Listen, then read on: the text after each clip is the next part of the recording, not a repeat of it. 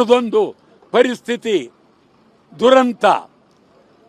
ಬೆಂಗಳೂರಿನಲ್ಲಿ ಎಲ್ಲ ಉದ್ಯಾನವನಗಳನ್ನು 5% ಯಾರಿಗೆ ಬೇಕಾದರೂ ಕೊಡಬಹುದು ಅಂತ ಮಹಾಪ್ರಭುಗಳಾದ ನಮ್ಮ ರಾಜ್ಯದ ದೊರೆಗಳಾದ ಸನ್ಮಾನ್ಯ ಶ್ರೀ DK ಶಿವಕುಮಾರ್ ರವರು ತಮ್ಮ ರಾಜಧಾನಿಯ ಆದೇಶವನ್ನು ಹೊರಡಿಸಿದ್ದಾರೆ.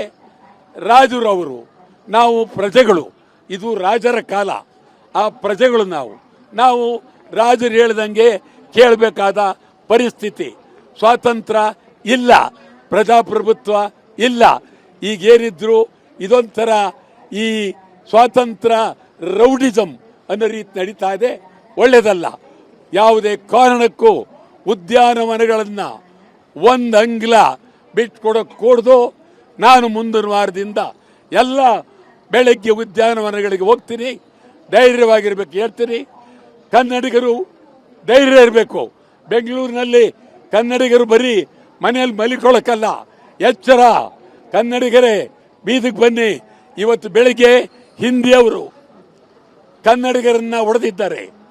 ಕನ್ನಡದಲ್ಲಿ ಮಾತನಾಡಬೇಕು ಅಂತ ಕನ್ನಡಿಗರನ್ನ ಹೊಡೆದಿದ್ದಾರೆ. ಈ ದೃಷ್ಟಿಯಿಂದ ಕನ್ನಡಿಗರು ಎಚ್ಚರ ಆಗಲೇಬೇಕು.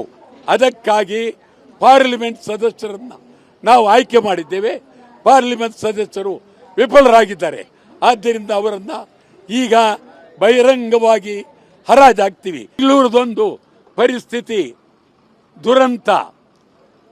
ಬೆಂಗಳೂರಿನಲ್ಲಿ ಎಲ್ಲ ಉದ್ಯಾನವನಗಳನ್ನು 5% ಯಾರಿಗೆ ಬೇಕಾದರೂ ಕೊಡಬಹುದು ಅಂತ ಮಹಾಪ್ರಭುಗಳಾದ ನಮ್ಮ ರಾಜ್ಯದ ದೊರೆಗಳಾದ ಸನ್ಮಾನ್ಯ ಶ್ರೀ DK ಶಿವಕುಮಾರ್ ರವರು ತಮ್ಮ ರಾಜಧಾನಿಯ ಆದೇಶವನ್ನು ಹೊರಡಿಸಿದ್ದಾರೆ. ರಾಜರವರು ನಾವು ಪ್ರಜೆಗಳು, ಇದು ರಾಜರ ಕಾಲ, ಆ ಪ್ರಜೆಗಳು ನಾವು ರಾಜರು ಹೇಳ್ದಂಗೆ ಕೇಳಬೇಕಾದ ಪರಿಸ್ಥಿತಿ. ಸ್ವಾತಂತ್ರ್ಯ ಇಲ್ಲ, ಪ್ರಜಾಪ್ರಭುತ್ವ ಇಲ್ಲ. ಈಗೇನಿದ್ರು ಇದೊಂಥರ ಈ ಸ್ವಾತಂತ್ರ್ಯ ರೌಡಿಸಮ್ ಅನ್ನೋ ರೀತಿ ನಡೀತಾ ಇದೆ, ಒಳ್ಳೆಯದಲ್ಲ.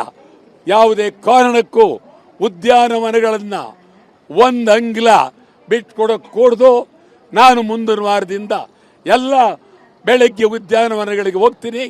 ಧೈರ್ಯವಾಗಿರ್ಬೇಕು ಹೇಳ್ತೀನಿ. ಕನ್ನಡಿಗರು ಧೈರ್ಯ ಇರಬೇಕು. ಬೆಂಗಳೂರಿನಲ್ಲಿ ಕನ್ನಡಿಗರು ಬರೀ ಮನೆಯಲ್ಲಿ ಮಲಿಕೊಳ್ಳೋಕ್ಕಲ್ಲ, ಎಚ್ಚರ. ಕನ್ನಡಿಗರೇ ಬೀದಿಗೆ ಬನ್ನಿ. ಇವತ್ತು ಬೆಳಿಗ್ಗೆ ಹಿಂದಿಯವರು ಕನ್ನಡಿಗರನ್ನ ಹೊಡೆದಿದ್ದಾರೆ. ಕನ್ನಡದಲ್ಲಿ ಮಾತನಾಡಬೇಕು ಅಂತ ಕನ್ನಡಿಗರನ್ನ ಹೊಡೆದಿದ್ದಾರೆ. ಈ ದೃಷ್ಟಿಯಿಂದ ಕನ್ನಡಿಗರು ಎಚ್ಚರ ಆಗಲೇಬೇಕು. ಅದಕ್ಕಾಗಿ ಪಾರ್ಲಿಮೆಂಟ್ ಸದಸ್ಯರನ್ನ ನಾವು ಆಯ್ಕೆ ಮಾಡಿದ್ದೇವೆ. ಪಾರ್ಲಿಮೆಂಟ್ ಸದಸ್ಯರು ವಿಫಲರಾಗಿದ್ದಾರೆ. ಆದ್ದರಿಂದ ಅವರನ್ನು